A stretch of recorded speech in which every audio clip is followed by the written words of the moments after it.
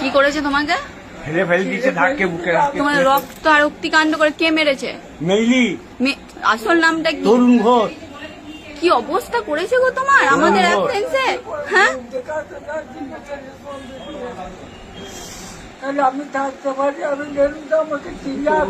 মানে তোমাকেও ছাড়েনি? সাগর ঘোষ, অষ্টম, গোপাল ঘোষ, চারজনাই ছিল। কে কে? চারজন, তরুণ ঘোষ, গোপাল ঘোষ, সাগর ঘোষ আর অষ্টম ঘোষ। ওরা চারজনা কামনার থেকে আগাদা লোক নিয়েছে, এরকম অবস্থা করলো। ঘরের ভেতরে ঢুকে, দোকানের ভেতরে ঢুকে মেরেছে। তোমাকেও ছাড়েনি? না,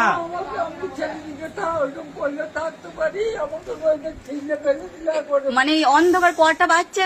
7টার সময় নাকি কটা বাচ্চা দেখি দাঁড়াও, মানে 6:30 নাগাদ এসেছিল। আর বাবার কি অবস্থা করেছে? ওই তো ওর জামা ফামা ছিঁড়ে, আমারও জামা ছিঁড়ে দিচ্ছে, ওর জামাই ছিল, ওর বুকে কিলিয়েছে, ওর মাথায় কিলিয়েছে। মানে টুটি টিপে দিয়ে ওর টুটি টিপে ধরেছিল একবার। তোমাকে আগে হসপিটালে নিয়ে যাওয়া?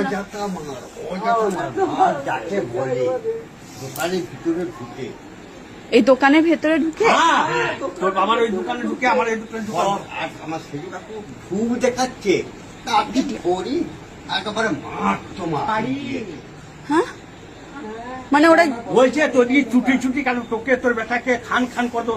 গোপাল মেয়েরা বলছে, আর মুখে অশ্লীলতা ভাষা বাঁকান, মা মাসি তুলিয়ে বাড়ির ভেতরে ঢুকে এসে মা মাসি তুলিয়ে নানা রকমের গালাগাল।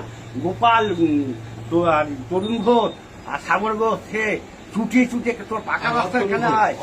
আর অষ্টম ঘোষ, তোরা পাকা রাস্তা পেরিয়ে আয়, তুমি চুটি কাটবো, যদি থানায় যেতে দেবো না, থানা আগুলে রাখবো। থানা ওরা আগুলে রেখেছে, তো থানায় আগুলে কি করে আগুলে?